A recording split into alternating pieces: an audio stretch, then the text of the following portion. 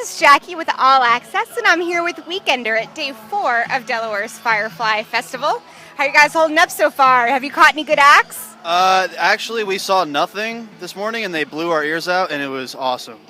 So that's the only other band we saw. We just kind of strolled in and saw City and Color, I guess, and now Colorist is playing over here. But yeah, we're looking forward to Weezer and Ziggy Marley, and we're gonna just chill and be chill bros. And what's the female version of bros? She's a bro. Sure. A bra. Bra. I don't think females like to be called that. I don't know. We have to deal with them. That's bad enough. Dudette? Broette. There you go. I like that. That'll work. Yeah. Hashtag it. It'll work. Yeah. So tell me about your EP, your debut EP, Spanish Peaks. Well, the debut EP, Spanish Peaks, came out last year, and then we re-released it with Paper Cup Music out of Brooklyn. It's been really cool working with them, and worked with Kyle Slick Johnson to produce it at Fancy Time Studios. And yeah, we're just trying to get the word out, I guess, and play some music. So, Is there one song on that EP that best represents your sound? What would that be? Spanish Peaks. That's kind of the single, and a lot of the newer stuff that we've been doing sounds a bit more like that song. So I'd say that's a song you should listen to. And the video for Spanish Peaks is pretty unique. Who came up with that idea and the treatment for it? One of my roommates from college lives in California now, and he does a lot of post-production. So that was, I think you and him talked a little bit, and he's got really into drawing these like 3D shapes into live film, and so he just sort of went with it. Yeah. And then my girlfriend Kelly O'Hara, we had compiled a bunch of footage just kind of over the last couple of months, like kind of having a video in mind, and she did a really awesome job editing some pieces in over what Alex had did, and yeah, it was cool the way the story came together, I guess, but it was kind of last minute, and I thought it came together pretty well for what we could do. It's always nice when a video is more than just a band performance. What are some of the benefits of putting out a music video in 2014? Go ahead, Mr. Aka. Yeah, I think it's just nice for people to have a visual aspect. So many people, when they hear a new band, they are going straight to YouTube.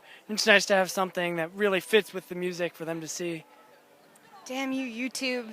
You're the solution and cause of so many issues, but good music as well. I wore my YouTube shirt today. I have a YouTube shirt I usually wear to shows because just in case someone's filming it, you got to get on YouTube and represent. It's all about branding, right? Yeah, it's all we're a Redbull sound select artist, and we're trying to be a YouTube sound select artist too. So YouTube, hit me up. Are you reading off of my questions? No. That's really not fair. I was about to say, you guys are Redbull select artists here at Firefly. What is the benefit of that? Well, Redbull has been pretty cool. They set us up a show in Philly, Making Time. Actually, no. Go ahead. Yeah. That was, well, I think Bruce Warren of WXPN mentioned to Dave P.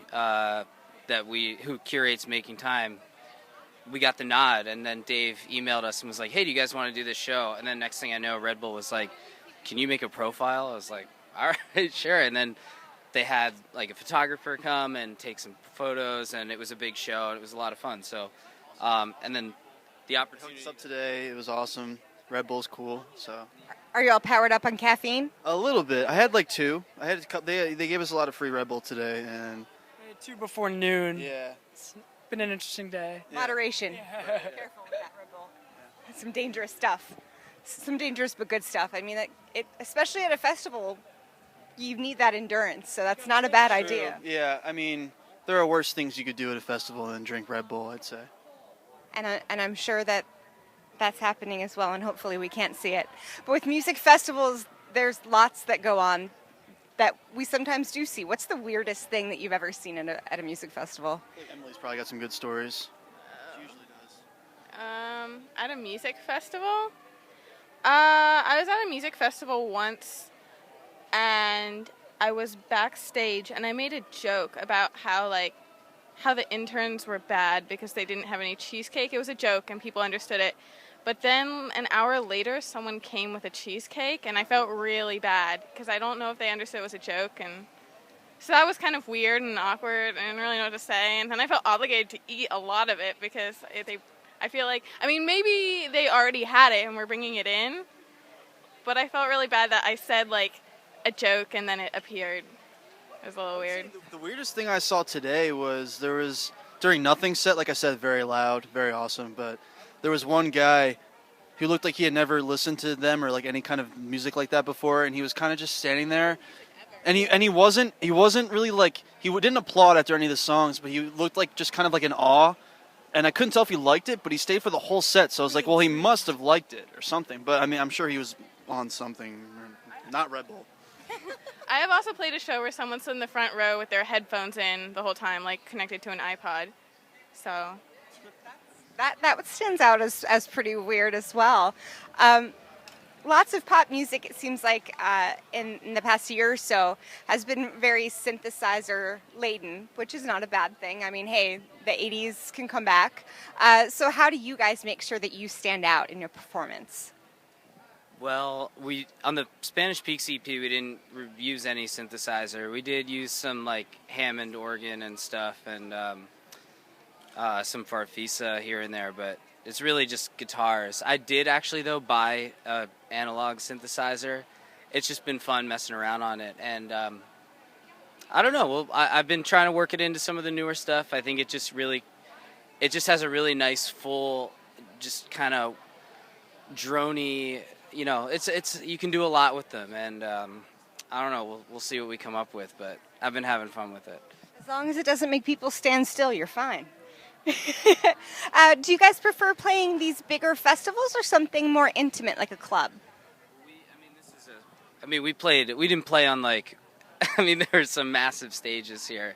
It wasn't even inside the real actual festivals at the campground. So, but I mean, it would be cool to play something big like this. But I think it's, these bigger festivals, I haven't really been to many, but it seems like kind of commercial and like, that's fine. But I don't know, small clubs, big music festivals, wherever people want to hear us, I guess we're happy to show up and rock out. Come listen. Yeah. Just come listen. That's all that's important. How has social media helped you? And social media over here. Here we go. We've got an expert. Yeah, sure.